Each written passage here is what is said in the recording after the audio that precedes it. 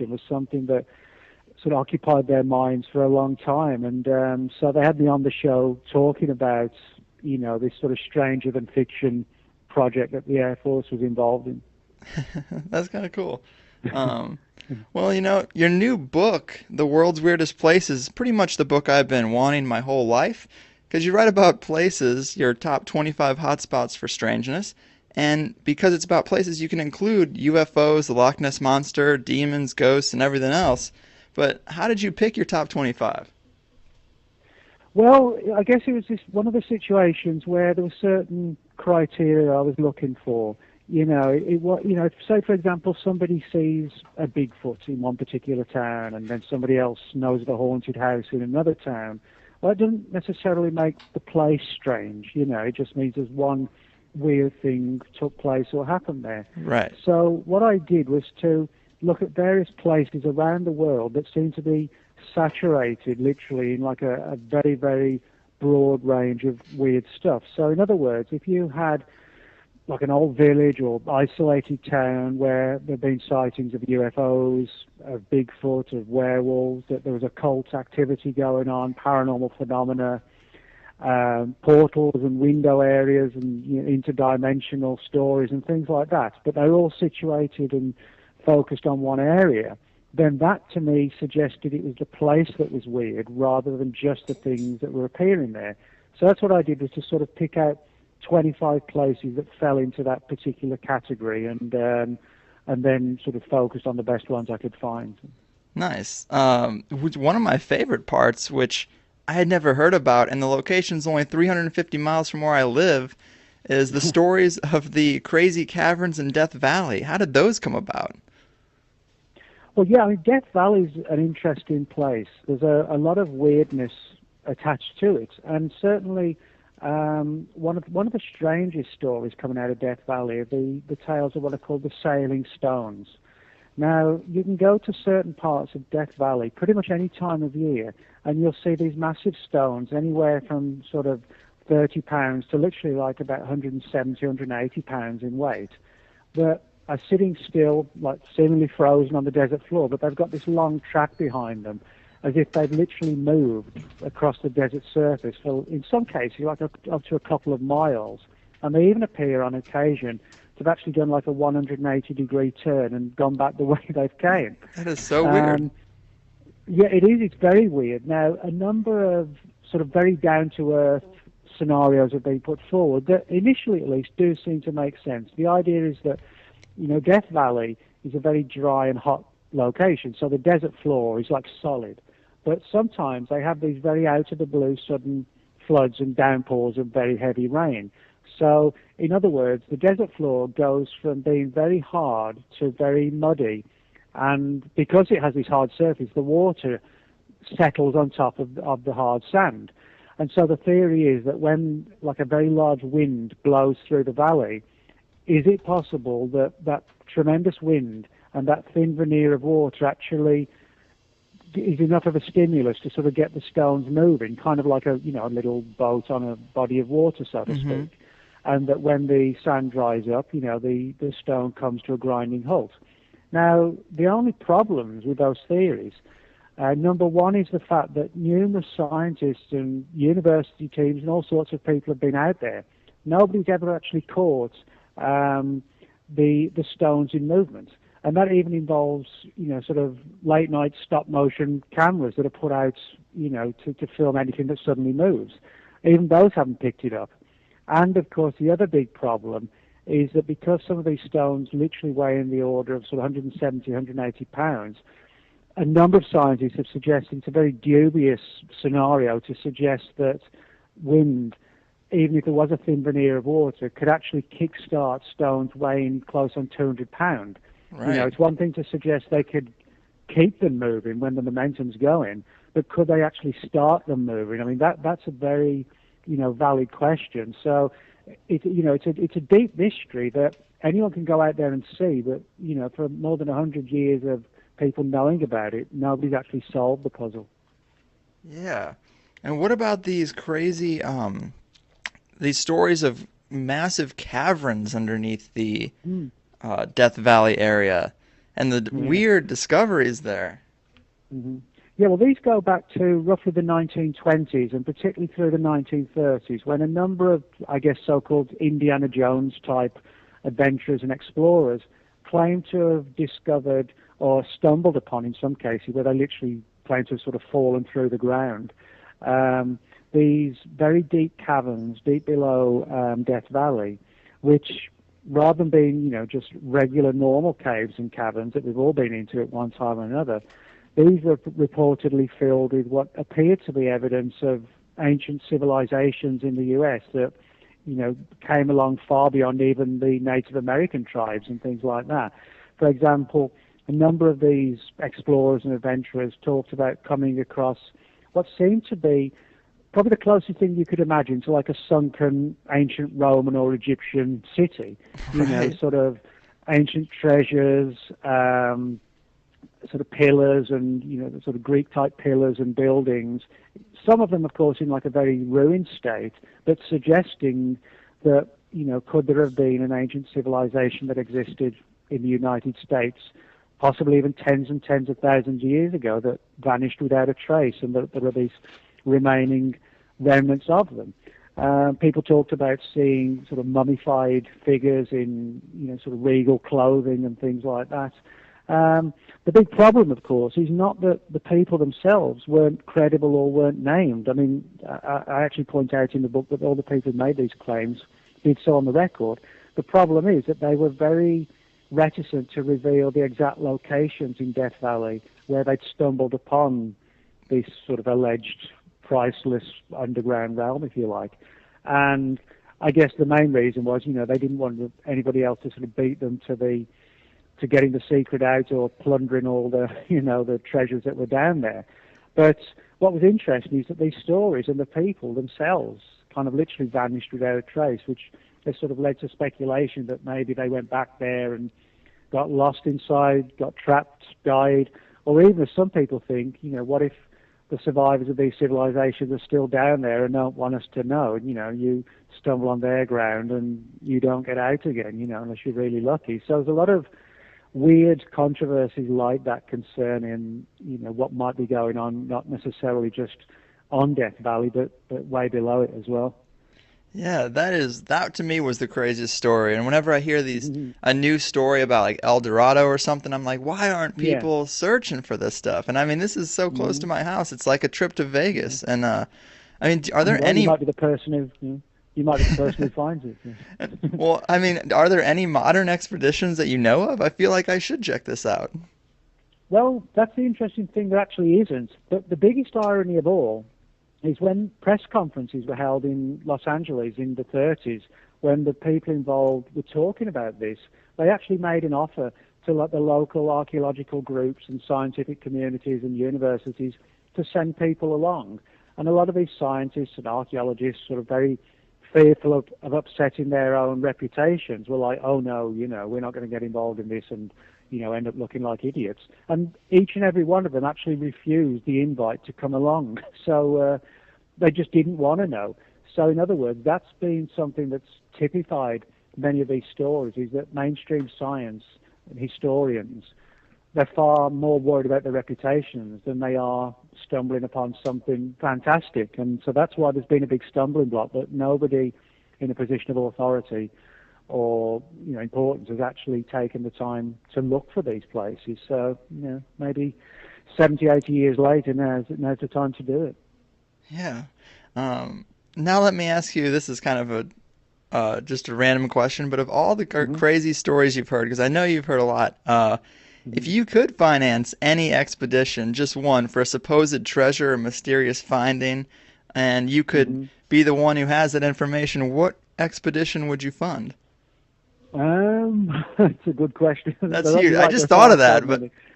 Yeah.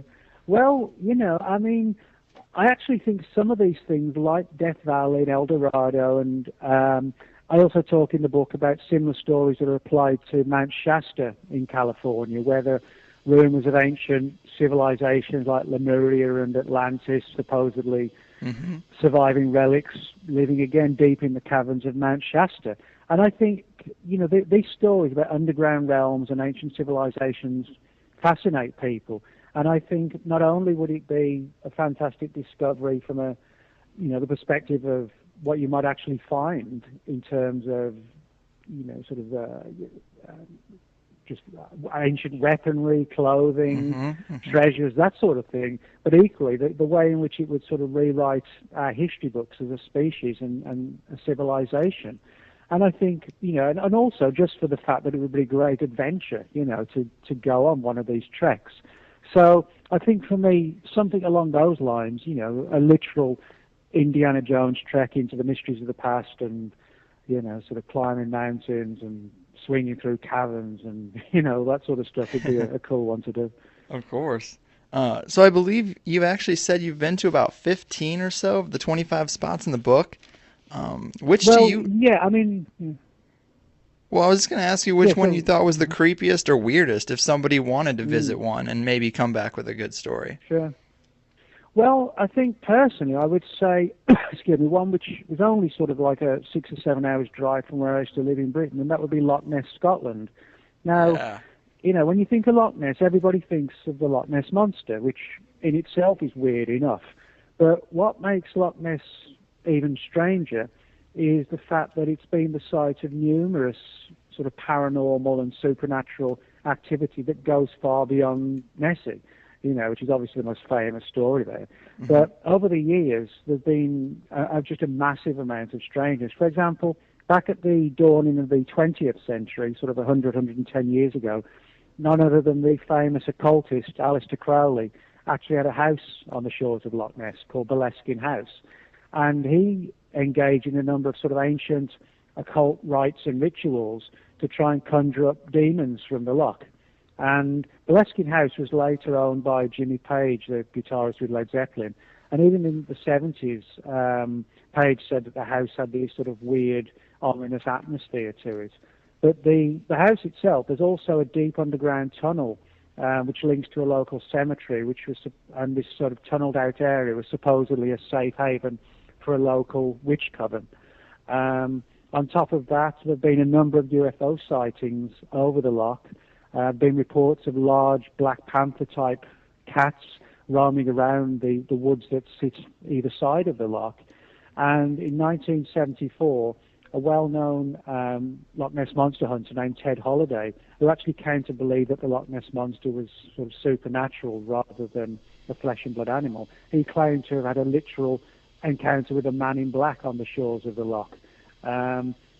So you've got all this extra weirdness going on at Loch Ness that most people know absolutely nothing about. And there's also a ghost story from the Second World War where a British military plane crashed in the loch and all but one of the crew managed to survive and get out. But there's reports of this one crewman where his ghost still haunts the waters and the beach area of the loch where the plane came down. So, you've got everything. You've got the Loch Ness Monster, Aleister Crowley, occult rituals, UFOs, black cats, and a man in black, all at Loch Ness. So that's pretty weird in itself. Of course, yeah, Pandora's box of weirdness. Yeah. One of my favorite places that made the cut, and a very sexy mystery, the Bermuda Triangle. Obviously, a lot of sea and aircrafts have gone missing there. But I guess skeptics would just say, well, the ocean's fucking dangerous, man. But some vessels they've had even radio contact before disappearing, right? Like that Flight 19. Yeah, I mean, this is the thing. I mean, I actually would agree with it. And I do agree with the skeptics when they say, if you're going to go out on the oceans, whether it's in ships or aircraft, if you're not sort of a skilled navigator, people can become disoriented and confused, but if you rely on your instruments and follow your compass and everything else, there really isn't a problem.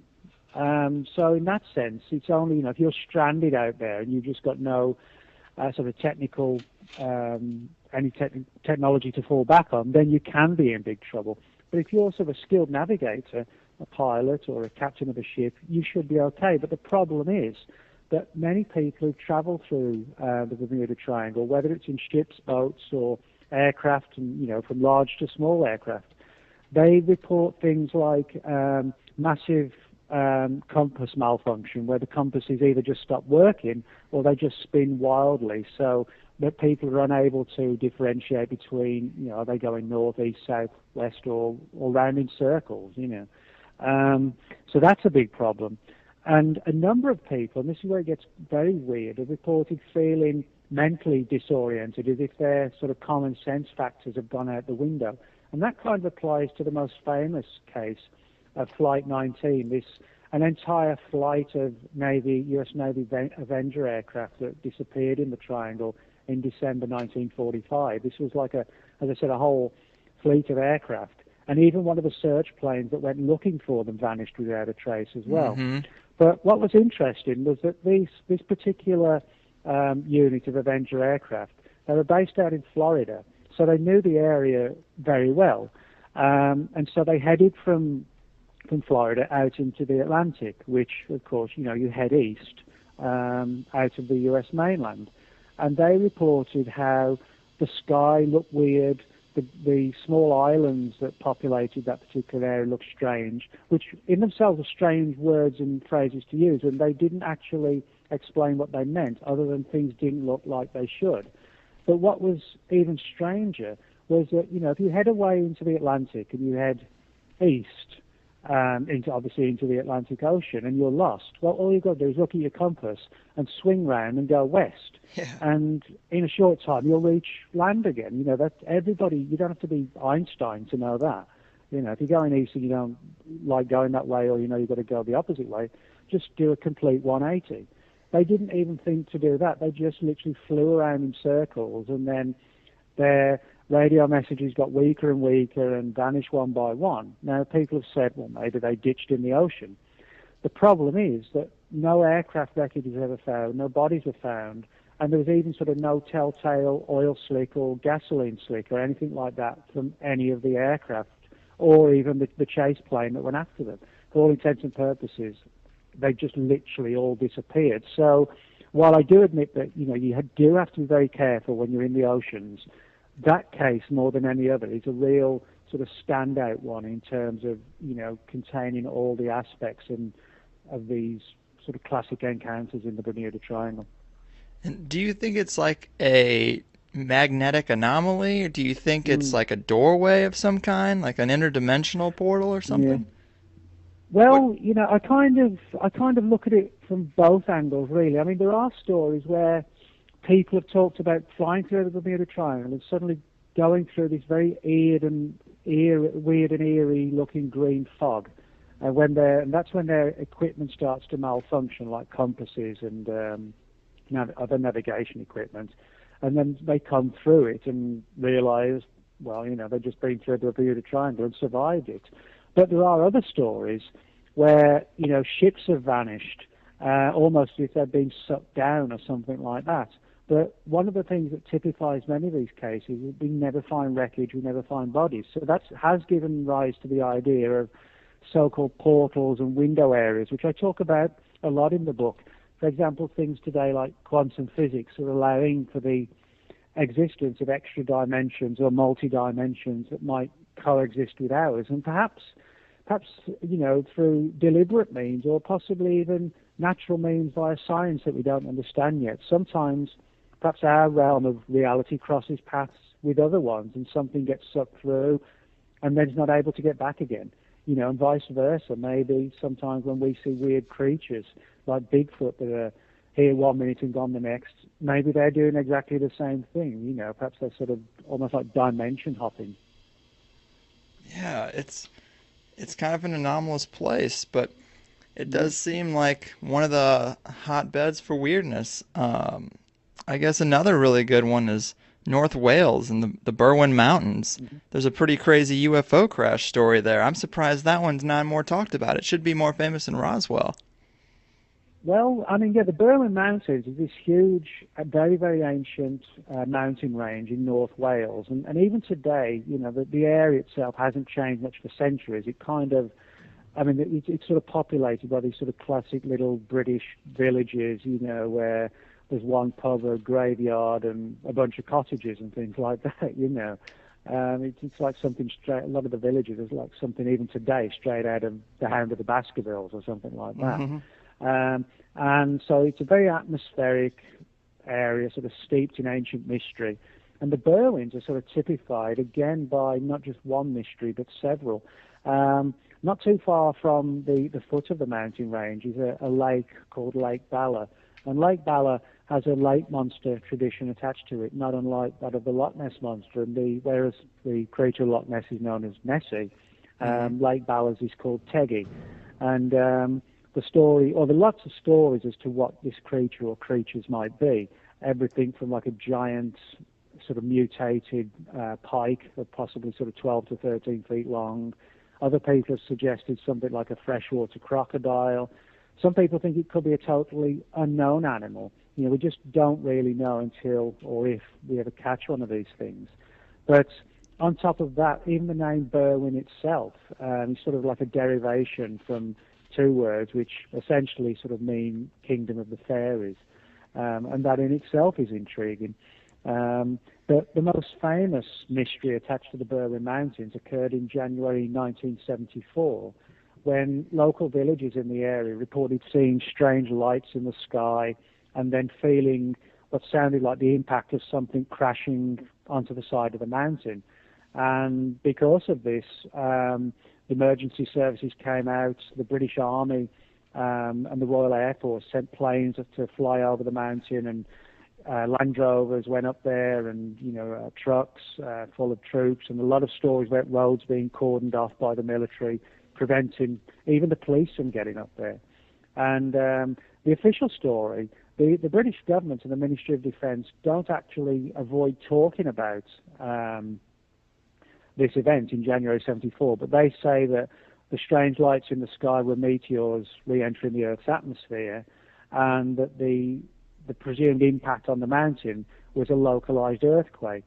But if that was the case, then it's very weird that there should have been this re-entry of meteorites right over the Berwyns at the same time that there was an earthquake on the ground at the Berwyns as well. It almost sounds too good to be true. Mm-hmm. And since that time, a number of British military people have come forward to claim knowledge or personal involvement in the recovery of alien bodies and very, very strange wreckage from the mountainside that was whisked away to a place in the south of England called Porton Down. And Porton Down is a government establishment, a highly secret facility where the government does all its research into things like exotic viruses, chemical warfare, and biological warfare and stuff like that. So, if you want to autopsy an alien body where you're worried that it might contain hazardous viruses or something like that, then Porton Down would be the ideal place to do the autopsy, where there'll be a great deal of prevention of contamination and leakage of viruses outside of the confines of the facility. And do you think there's an explanation for why certain places, or people for that matter, are prone to more paranormal experiences and sightings than other places? Well, again, I think certainly in terms of places, I do personally believe it comes down to the idea of these window areas or gateways, to other realms of existence. I guess the simplest way to describe it is, you're driving down the road in your car, and you don't like the radio channel that's on, so you flip to another. You don't like that one, so you flip to another. And all these channels are going on at the same time, but you can only be tuned into one at any given moment. Mm-hmm. And that's kind of how quantum physics describes sort of multi-dimensions, that they're all existing at one moment, but we can only be in one. And of course, most of us, if not all of us, don't possess the technology to jump from one to the other. But maybe beings or creatures far more advanced than us can do that, and perhaps that's why we see them sometimes in our realms. And maybe, again, quantum physics has or physicists, I should say, have speculated on the idea that maybe some of these gateways occur naturally and randomly.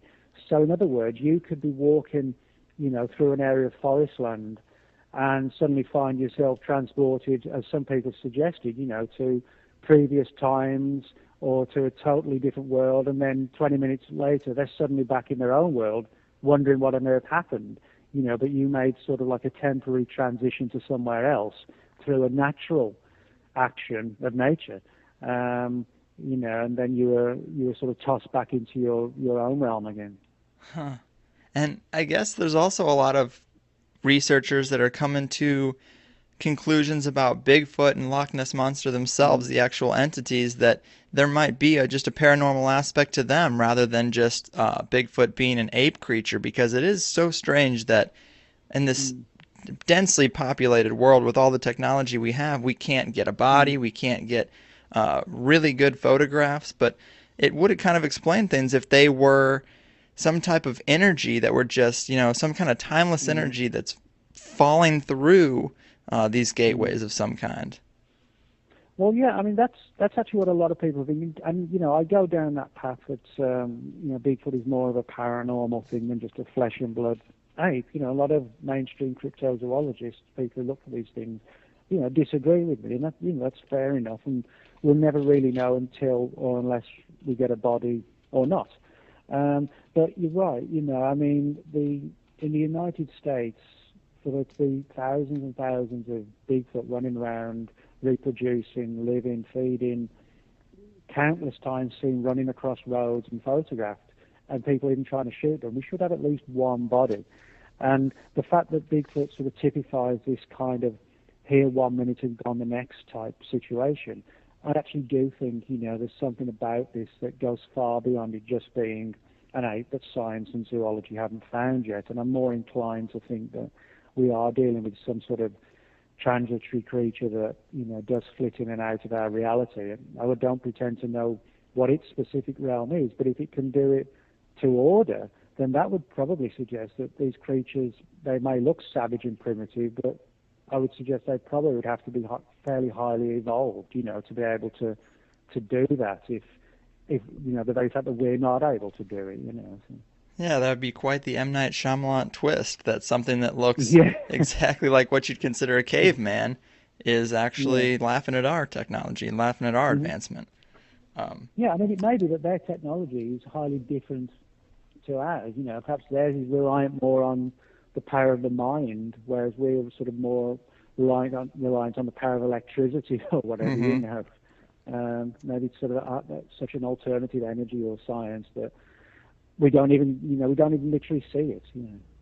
And you also discuss in the book, I guess there's a parallel to the Bermuda Triangle with the Japanese equivalent in the Devil's Sea. What have you discovered about that? Yeah, well, the Devil's Sea is one of a number of places, not unlike the Bermuda Triangle, that exist around the world, where there seems to have been a far greater amount of disappearances of ships, aircraft, light planes, boats than there should be.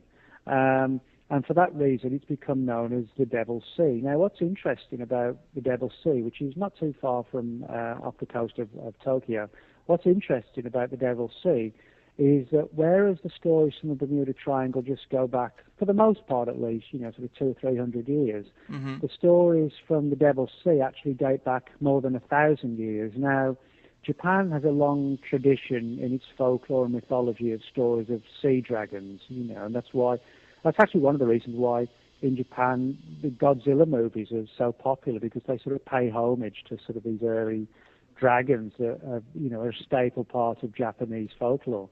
But even sort of 10, 11 centuries ago, the area was perceived by the Japanese people of that period as being very weird and ominous, and that there was something going on that was making all their, sort of ocean-going ships and galleons of that era vanish.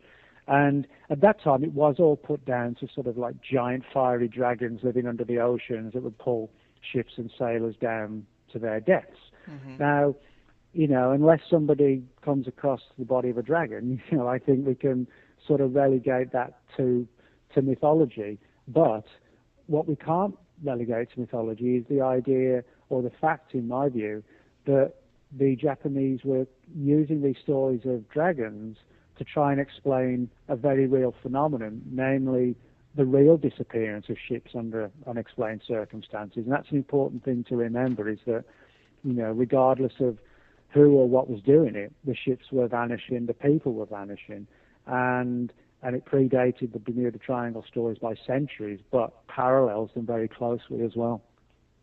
Man, it does definitely seem like there's some type of strange connection. Have you tried to map any of these places, like on to see if they're in any kind of pattern or alignment comes up? Well, I mean, some people have done that, and then they've said, well, it seems to be that they crisscross. If you were to sort of draw like a straight line through the planet, some of them crisscross, and then skeptics have said, well, this is all dependent on where you kind of draw the line as to where this particular Right. region ends. So you're always going to have that argument. But what I can say is there are a number of places like this in the world. For example, a book was written back in the 70s about how the entire Great Lakes area seemed to be almost identical in the terms of ships and aircraft and people vanishing throughout the Great Lakes region of the US. So, it could well be that there are a number of these regions that have been sort of underappreciated because people just think, oh, well, it's pilots and ships captains getting lost and then running low on fuel and sinking or ditching in the ocean, So, but it may actually not be if we look at these stories more carefully. And one thing I liked about reading your book is you got places from all over, several that I haven't even heard of, but it does seem like there's a subtext in your book that other cultures, Eastern cultures, have more of a curiosity and a reverence for their mysteries than the Western world, especially in the US. I mean, would you say that's true? They seem to be more accepting. Yeah, I think one of the reasons for that is because although the Western world is technologically more advanced, the more technologically advanced you become, it's kind of like you not only become reliant on it, but you take a step away from the more spiritual world. And when I say spiritual world, I don't mean literally just Christianity Hmm. or any particular religion. What I mean is the idea that there are sort of other realms and alternative mysteries and things like that out there. We become very sort of desensitized and more black and white. We're reliant on computers and TV and cars and the radios and the internet, but we've kind of lost touch with the sort of magical earth energies and the fact that there are profound mysteries out there. And the more we forget about them and underappreciate them, or totally, a total lack of appreciation, I think what happens is that we don't go looking for them. We apply less interest in them. And it's almost like there's a karma type situation where the people who, you start to forget about these things and the existence of these phenomena, and they don't manifest for people. Yet those people go looking for them and have a deep interest in them. They still experience these phenomena as if, the phenomena kind of gets its grips into the people who believe in them, and those that don't believe in them, it's like, well, screw you. Yeah. Uh, One other I had no idea that the Philippines had such a wide variety. It seems like the biggest variety of cryptids of any Mm, place seems to be in Laguna. I mean, tell us about some of those yeah. more interesting cases. Yeah, but the Philippines has sort of long and rich folklore mythology, probably more than anything else, of cryptids, sort of fantastic creatures and mysterious animals that science tells us doesn't exist, or don't exist, I should say. Um, and some of them, there are parallels between some of the more famous monsters of the world, like Bigfoot and the Abominable Snowman, in the sense that the Philippines, they have their own sort of hairy giant creatures as well that sound suspiciously like some of the ones reported elsewhere, where they're described as like a cross between a larger ape and something that looks sort of eerily primitively human as well in some respects. And so they have those, but there are also reports of sort of horrible Mothman type, vampire type creatures, if you like, sort of predatory winged creatures with glowing eyes that sort of terrorize the people of the Philippines at night. And again, they're sort of typical vampiric type animals, not the sort of typical cloaked vampires that you would see in old Bela Lugosi films, or even the watered down rubbish like Twilight. These are more like sort of flesh eating or blood drinking nightmares. Sort of bat winged, glowing eyed gargoyle type creatures. Well, They also have a lot of reports of goblin type creatures, and all around the world, you find stories of the so-called little people, and the Philippines is no exception. It has a lot of tales and traditions of sort of highly advanced, sort of trickster-like little people that come out at night and sort of plague and torment the locals. well, there are some researchers who come to the conclusion that through time, we're really dealing with some type of the same phenomenon that manifests Mm. itself in different ways over time, whether it be Mm. fairies or leprechauns or, even Yeah. in more modern times, UFOs and the Greys. Do you make that connection as well? Do you think these are related? Oh yeah, I don't think there's any doubt about that. I mean, I don't. I mean, when people think of fairies, the image today we have is sort of little female characters with wings on the back, flitting around Christmas trees and whatever. Right. That's actually a creation of only about the last 150, 200 years. Prior to that time, particularly in Britain, fairies were sort of perceived as actually quite ominous characters that could be as friendly and playful as they could be trickster-like and malevolent. They were described more along the lines of small, wizened, sort of goblin little people who would live in caves and caverns and come out at night and sort of steal milk and animals and kidnap babies and terrorize people in their bedrooms. And of course, this all fits in very closely with today's alien abduction stories. I mean, the Mm-hmm. parallels are so close. For example, in fairy lore, men would often be taken to the fairy kingdom to mate with the fairy queen and to create half human, half fairy offspring, which is like a classic case today with the alien greys and making hybrid children.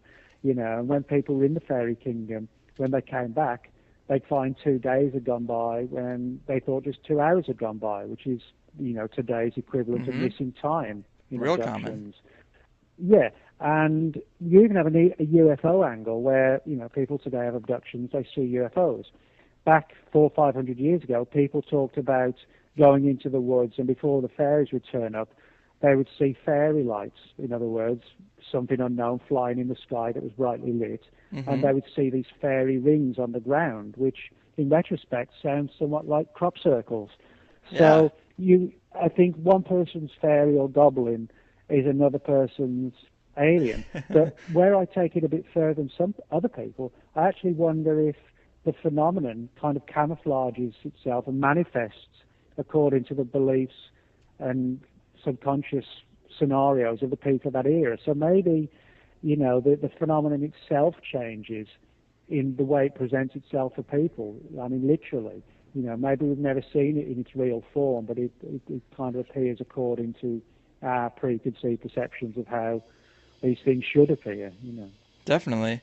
Something I just thought about is even in the Disney universe, Tinkerbell herself, I mean, she glows, which is kind of odd. And then when you Yeah, see her flying around, it looks just like the stories of the orbs that you see flying around. yeah.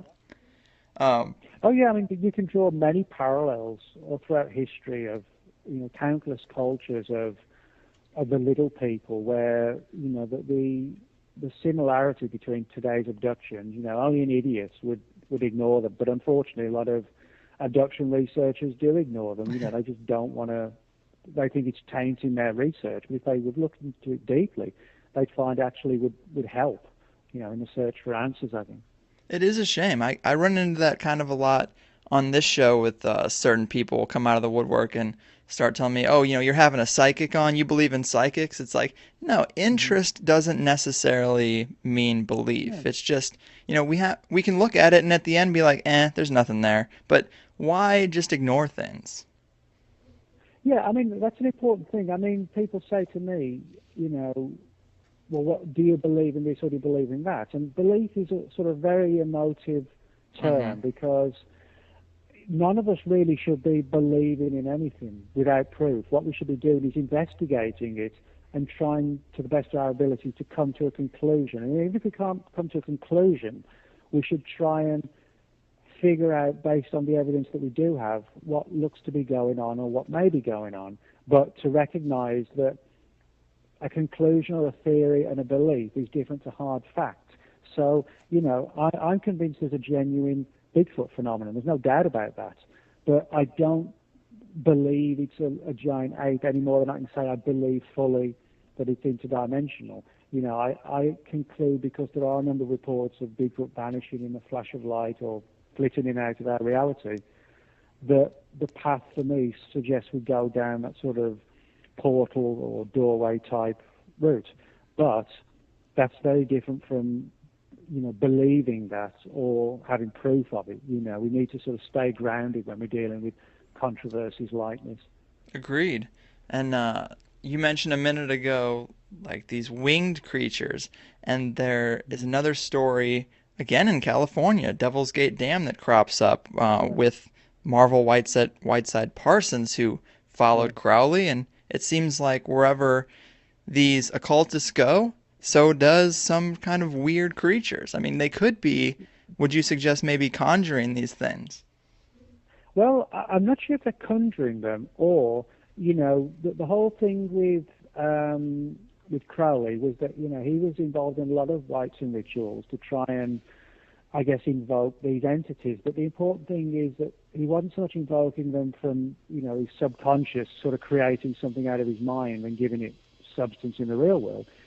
He was a believer, in the existence of sort of multi-layered realms, and that if you knew how to do it, you could invoke them into our reality.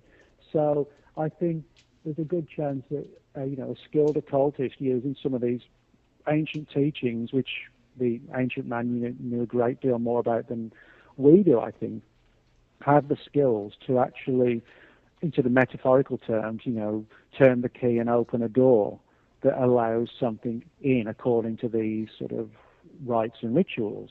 Now, of course, the big question is whether you actually want to allow one of these things through, or you should, depending on whether it's friendly or totally malevolent. And if you do allow it through, well, how do you get rid of it again if you don't like what you see? Or can you even get rid of it? And one of the big things I point out, not so much in this book, but in other books that I've written, is that when people open these doors and let things through, it's like sometimes everything just goes to shit in their lives. It's like they're being hit by this total negative atmosphere where, it just runs of bad luck, physical health problems, mental health problems, just disaster upon disaster. The refrigerator stops working, the washing machine goes out. And it's all at one time, as if, a total air of negativity created by this being has descended on you for daring to sort of disturb its slumber or whatever. Yeah, I hear that all the time, but also another thing, I know you don't do a lot of work on the, Illuminati or global elite, but you always hear stories Mm. that they're doing, satanic rituals and stuff too, and it's Mm. such a weird thing because it's like they seem to be doing okay. Well, again, I think, it depends. I actually do believe there's something to the idea that what you go looking for, you actually get. And I think Yeah.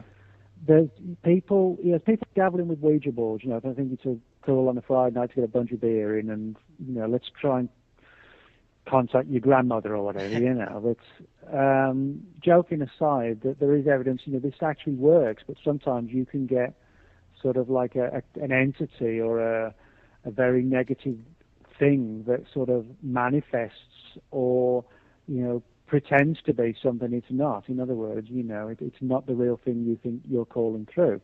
But also, people like Crowley, they recognized Crowley wasn't a dabbler. He was a very skilled occultist who knew the hazards of what happens if you go looking for these things. And he even, was very careful as to the type that he went looking for and the type that he felt could benefit him, because he knew there were those that, were negative and would only end in disaster. And of course, maybe that's with some of these, sort of conspiratorial groups and political organizations that do this sort of thing, that they actually, they don't do it randomly. They focus on the ones that they think are going to give them health, wealth, and power or whatever, rather than there's some supernatural powers, if you like, which is the sort of thing that Crowley was looking for.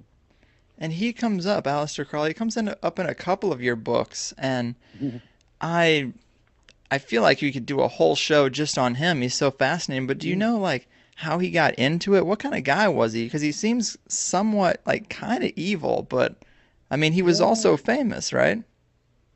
Yeah, I mean, I wouldn't say he was evil. I think that's more the sort of simplistic image people have. If you dabble in the True. occult, people think you're slaughtering babies at midnight on Halloween or something. You know what I mean? Yeah. Which isn't true at all. Parsons. Crowley's view was that there are other realms beyond ours, sort of inhabited by magical, fantastic creatures, which you can almost do like a deal with. in return for offering them something or doing something for them, you can be sort of honored with, as I said, wealth, power, and whatever you want. Now, so that was sort of very much his approach. It wasn't conjuring up demons to kill people. It was opening doorways to try and do deals with these powerful entities and enrich his own life, if you like. But what's interesting from a psychological perspective, when you ask how did he get involved, he actually grew up in a very strict, orthodox, normal, religious background, where his father was a very domineering religious character, and he rebelled against that. So you could argue, there's actually a bit of a psychological thing going on, sort of the typical teenage rebellion against dad. Yeah, to an extreme. Whereas most people, you wear a Sex Pistols t-shirt and get your nose pierced and dye your hair green. Amen. He went, amen, exactly, yeah.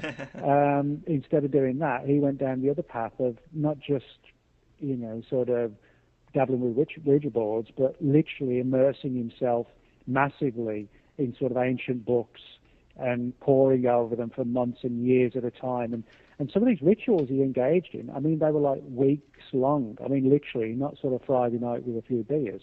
Literally where he would go on starvation mode, living on, the smallest amounts of food and water as possible to purify his mind and body and get himself in trance-like states caused by almost like near starvation to enter into some sort of interaction with these beings. Yeah, he's such a strange guy. Probably the most interesting story is his, I don't know if it would be channeling or his communication with the entity Lamb. Do you think there's any validity to that story? Oh, yeah. If you look at Lamb today, retrospectively, it looks almost like the creature on the front of Whitley Strieber's Communion. Yeah, great. Although it's got it's got eyeballs and a pupil, but if you just painted in those eyes so they're totally black, there's really no difference. It's like got this large, sort of bald head, these penetrating eyes, little thin nose and mouth, huge head sitting on these tiny shoulders. It looks like one of today's greys, but this was sort of conjured up, before 1920. This was like 1918, 1919. And again, I don't think there's any doubt that what Crowley conjured up is what today passes for the greys. And that's why I'm less inclined, well, not inclined, I don't believe that the greys, whatever they are literal aliens coming in, literal nuts and bolts craft. I think they're far stranger, possibly, rather than being alien in the sense of being extraterrestrial, I think they're more likely alien in the sense of being interdimensional. And maybe they come through when they want to, but maybe, if the power of the mind, we go looking for them, they know, their radar kind of goes off when they know someone's looking for them, and maybe they manifest, like channeling. A lot of people sort of look down on channeling, but I think the idea you get yourself into an altered state and you call these things forth, it's like something sparks off, like a radar or red light flashes at their end, in simple terms, and then they appear if they choose to. And I think that's what happened with Crowley. And like the Strieber's books, a lot of people haven't read them, think it's just straightforward stories of abduction. If you read Communion, that's as much about magic and rite and ritual to, sort of try and get these things to appear, and synchronicities and all sorts of weird stuff. But I think that's why there was a lot of backlash against Strieber, because a lot of people in ufology thought they were going to get a story of alien abduction, eggs and sperm and DNA taken, and all that's alien scientists. But, you really had something that was, for me, far better and more open-minded and deeply alternative in terms of looking for answers. But, the ufological old school, they don't want to hear about it, that's what you're up against, unfortunately. Yeah. Well, when you think about Lamb, because there is a drawing, a representation of him, was this something that came from Crowley's mind, or do you think there was was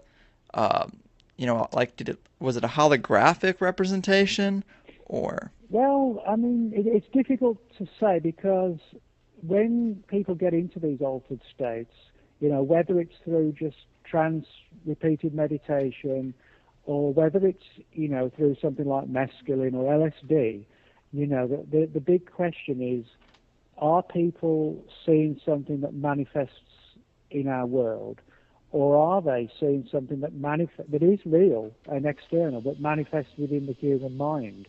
These are the big questions, and I don't think even today, with all the research that's been done, we can be fully clear. The idea with alien abductions, they often happen to people when they're asleep in bed. In other words, they occur in the dream state. Mm-hmm. Now, skeptics will say, well, that means it was just a dream. But what if, there's a lot of researchers that's now coming around to the idea of, what if this other realm, this other dimension, can actually, and the entities from it, can interact with us in our dream state? That's to say, what if their normal state of existence is kind of like our dream state? And so they can hop from that to ours. So what appears to be a real experience or a very vivid dream actually is something that's really being played out in our mind, but in a way, in a fashion so fantastic that it's almost impossible to believe it could occur. That the dream state itself is a type of reality. The best way to describe it would be something like the Matrix. A totally real-looking environment that doesn't exist.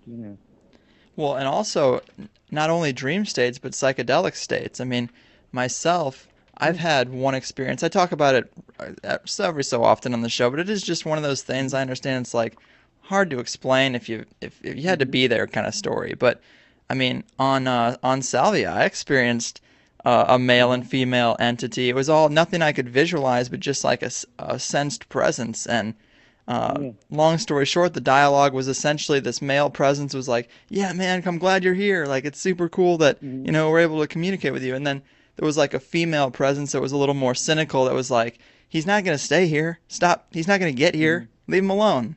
And then it was over. And that's happened a couple times, and it's reported all the time. I mean, I think there's something about the psychedelic state and the dream state and, any altered state. There seems to be a connection between all of them.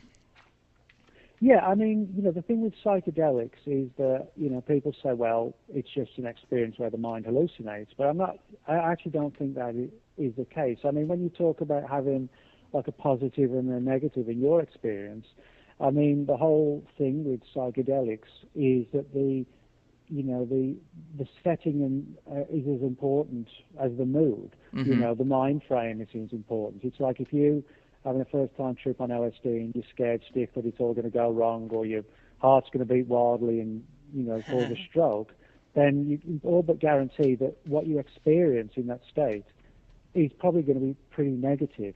If you go in open-minded and thinking this is going to transform me and elevate me, that's usually what happens. It's a positive experience. So, again, I think this demonstrates this whole issue of the phenomena reacting to it according to the mindset of the person.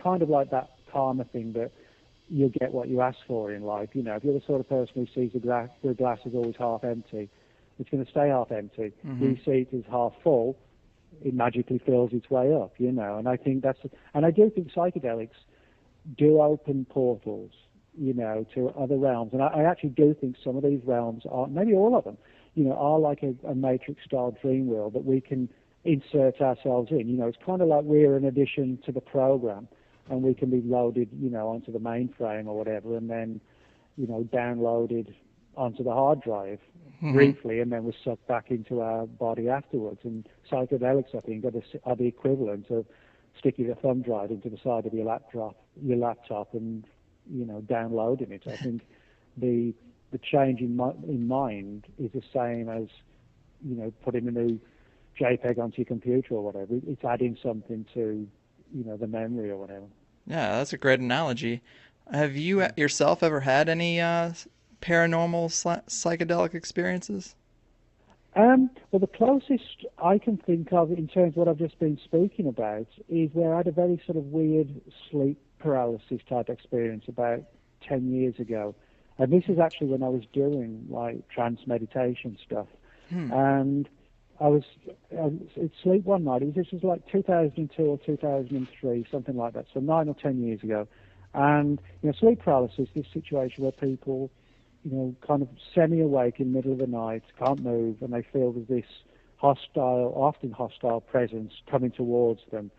Or often, it sort of straddles them in the bed. It's kind of like the incubus succubus situation. Or in Canada, they have a very prevalent legend of the old hag, sort of this hideous old woman that sort of comes in your bedroom and straddles you in the middle of the night, which probably would be would be pretty frightening.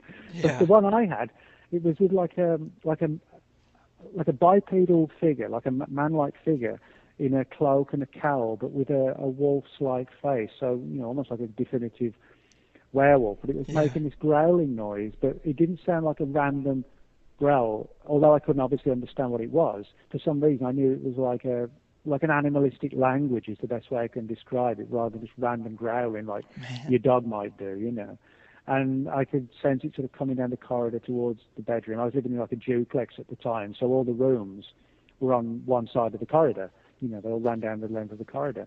And I had sort of this graphic image of this thing coming towards the room and making this rapid growling noise.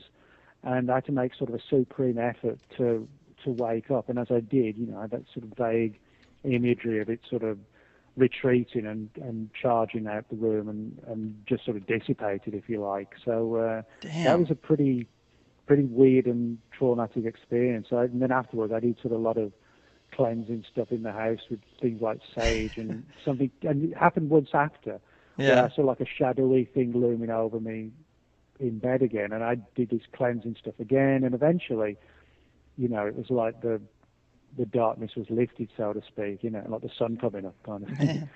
It's kind of like you met a modern Anubis or something. That is wild. Yeah, that's actually a good way to describe it, actually. Kind of. Now, what I didn't see, though, was sort of, the Anubis got these huge ears. It would be the cowl, the hood looked like you would see on a normal person, no points sticking through. So that's actually a good point, but I never gave that a thought before, that there wasn't sort of a huge ears. It was just like the long snout and the growling that sort of created that sort of werewolf-type imagery, if you like. Man, that is a wild one. But is there anyone, I love the stories of Crowley, but is there anyone in more modern times that you would consider kind of the head of this field, a modern-day Crowley? Well, not so much in terms of what he did, but in terms of realizing that altered states can invoke interaction with other entities. I mean, Dr. Rick Strassman's book, The Spirit Molecule, which talks about how DMT can, open doors to what don't just seem like hallucinations, but sound very much like advanced entities from somewhere else that, again, altered states of mind allow us access to their realms. The DMT study that Strassman did and wrote up in his book, The Spirit Molecule, that's a very good study of how rituals and altered states can alter people's minds. Also, there's a number of other people whose work, Adam Galbraith, he's written a number of books that delve into this as well. He was my guest 3 days ago. Funny.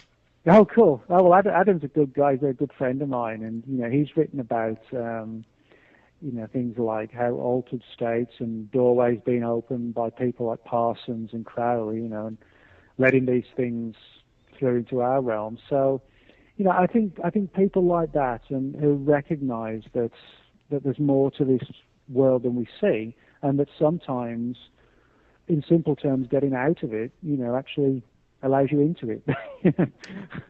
Yeah. I mean, getting back to the world's weirdest places, what is your favorite story from the book that we might not have touched on? Let me see. It is jam-packed full of stories. That's what I love about really all your books, is you just keep going.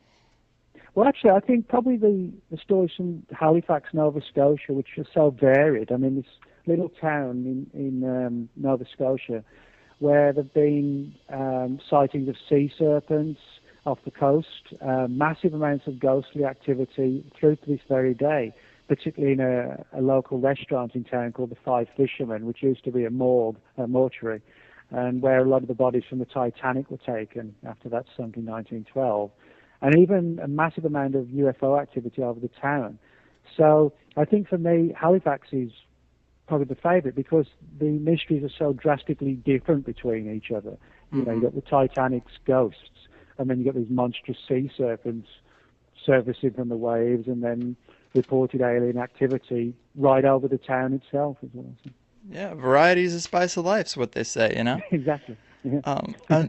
Are there any places you looked into that didn't make the cut? Like, what would be your 26th location? Well, there were some that, I could have included, but the reason I didn't, and which are well known, the reason I didn't was because I couldn't add anything new. And, for example, the most famous one would have been Point Pleasant, where the Mothman appeared in the 60s. And, John Keel wrote all about this in Mothman Prophecies. And he chronicled the Mothman reports, UFO activity, poltergeists, contact cases, Men in Black reports, and, of course, the collapse of the Silver Bridge in town, which spanned the Ohio River and killed all these people, and they drowned. The cars just fell into the river. That's a typical and a perfect example, but I didn't include it because I literally could not add anything new to the story. Right. And so, like with the Bermuda Triangle and Loch Ness, I included those. They're very well known, but most people didn't know about the Crowley angle or the Big Black Cat or the Men in Black angle to Loch Ness. No. And I included a lot of new cases with the Bermuda Triangle. So in other words, if I could add something new, I would include it. But there were a lot of cases that I could have used, as I said, like Point Pleasant, like the Skinwalker Ranch, this famous ranch that is kind of not unlike Point Pleasant. But again, it's like you've got nothing new to say, and if you're expecting people to buy your books, you've got to give them something new. It's no good just going over old ground. So. Yeah, I'm so glad you did that because it does make the book a much more fascinating read than just flipping the page and be like, oh, Egypt. Okay, let's read the bullet points we've done before. So it is an awesome book. Definitely belongs on anybody's coffee table. Well, I appreciate that, Greg. Thanks. Yeah, no problem. But that pretty much does it. That brings us to the top of the hour. Nick, you're a real savage. Probably one of the hardest working journalists in the paranormal realm. I guess it's one of these things where, luckily, there's plenty to research and write about. We never stuck for things. True. And, I know this book just dropped like 2 months ago, but are you taking a break? Are you working on anything else? No. What's next? I've actually no breaks. got one out shortly. It's called Monster Diary, and it's basically most of my sort of cryptozoology studies. I wrote them up sort of road trip style, hitting the road and going out looking for these things. I sort of chronicle it as I did it. And Anomalist Books are putting out a book from me before the end of the year called Monster Diary. And it's basically like a road trip of the last 3 years of investigations I've done looking for werewolves, Bigfoot, lake monsters, big cats, and, just about anything and everything monstrous. I don't actually have the literal exact release date yet, but it probably will be in the next couple of weeks, I think, something like that. Nice. Very cool.